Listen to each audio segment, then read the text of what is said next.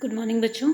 आज हम अणुओं के द्रव्यमान के बारे में चर्चा करेंगे कि अणुओं का द्रव्यमान कैसे ज्ञात किया जाता है। पहले आपको बताया जा चुका था कि किसी भी परमाणु के लिए उसका जो द्रव्यमान है वो बहुत ही एक इम्पॉर्टेंट उसका गुणधर्म है, उसकी विशेषताओं को बताता है, बहुत ही महत्वपूर्ण मापदंड है किसी भी परमाणु के लिए। ठीक है।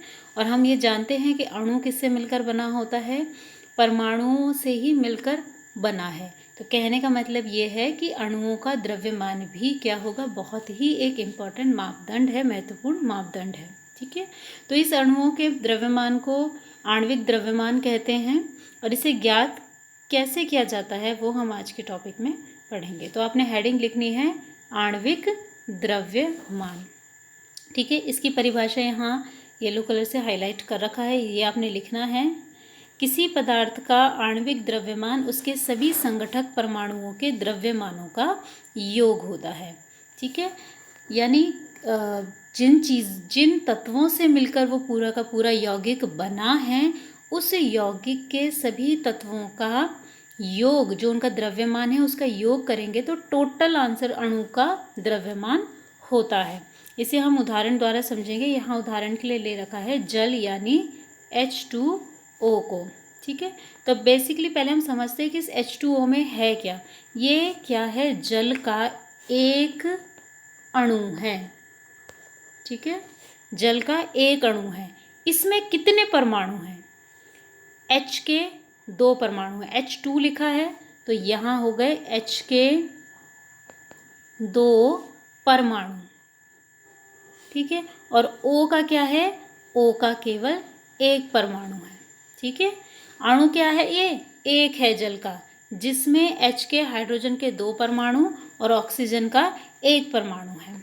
तो इसको हम अणु परमाणु है। ठीक है। तो इसको हमने इसका द्रव्यमान ज्ञात करना है।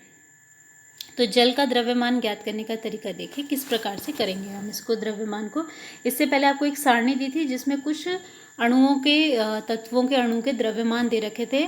तो वहाँ से आपने ये लिखना है, देखनी है वो सारणी बहुत अच्छे से, और उस सारणी की सहायता से आपने प्रैक्टिस करनी है। कुछ तत्वों के परमाणु द्रव्यमान आप धीरे धीरे प्रैक्टिस करते रहेंगे तो आपको याद अपने आप होते जाएंगे। ठीक है। सबसे पहले H की बात करते हैं। H का द्रव्यमान, परमाणु द्रव्यमान 1 U होता है। ठीक है। लेकिन यहाँ H के कितने हैं? 2 परमाणु हैं। तो क्या हो जाएगा? H2 का द्रव्यमान बराबर 1 गुणा 2, जितना इसका द्रव्यमान है गुणा जितने इसके परमाणु हैं। तो आंसर आ गया 2U। 2U ये हमें मिल गया है H2 का द्रव्यमान। आधा काम हो चुका है इस प्रश्न में, अब बचा है केवल O। तो O का द्रव्यमान देखिए, O के एक परमाणु का द्रव्यमान होता है 16U। चूंकि O में कोई संख्या यहाँ नहीं लिखी हुई, इसका मतलब और कोई परमाणु नहीं है, केवल एक ही परमाणु है, तो एक परमाणु का द्रव्यमान है 16U। इससे पहले अभी आपको बताया था H2 का कितना आ गया था आंसर? 2U।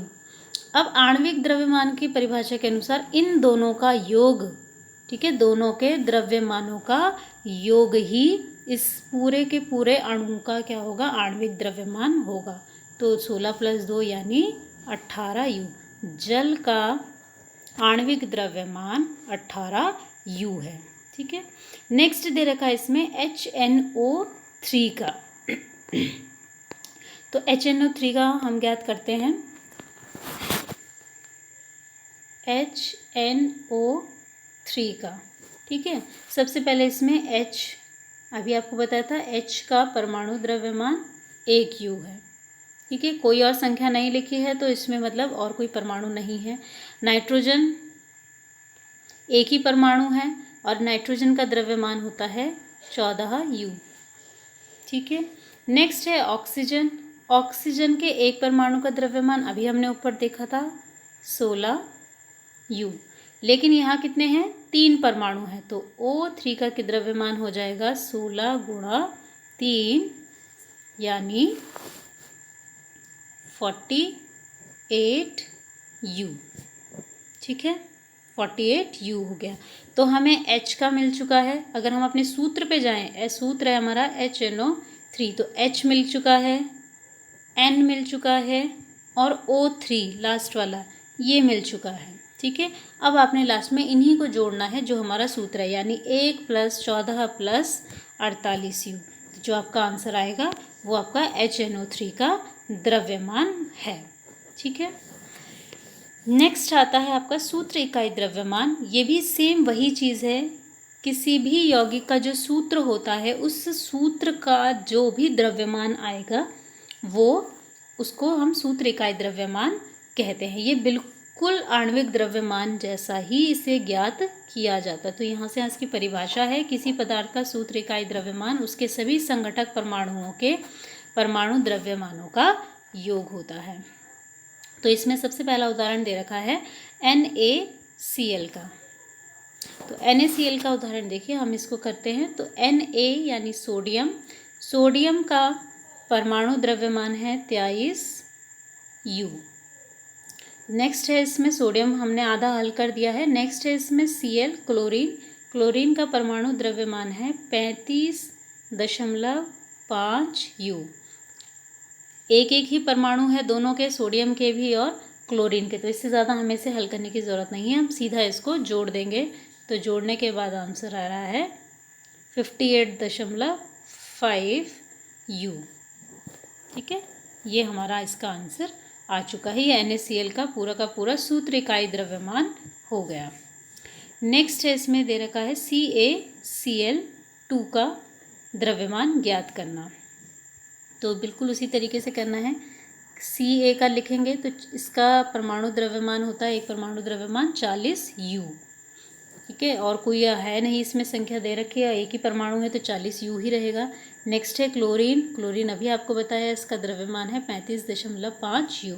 लेकिन क्लोरीन के 2 परमाणु हैं यहाँ, तो इसको हमने क्या करना है, गुणा भी करना है। 35.5 × 2 गुणा करने के बाद कितना आएगा, 71U आ गया।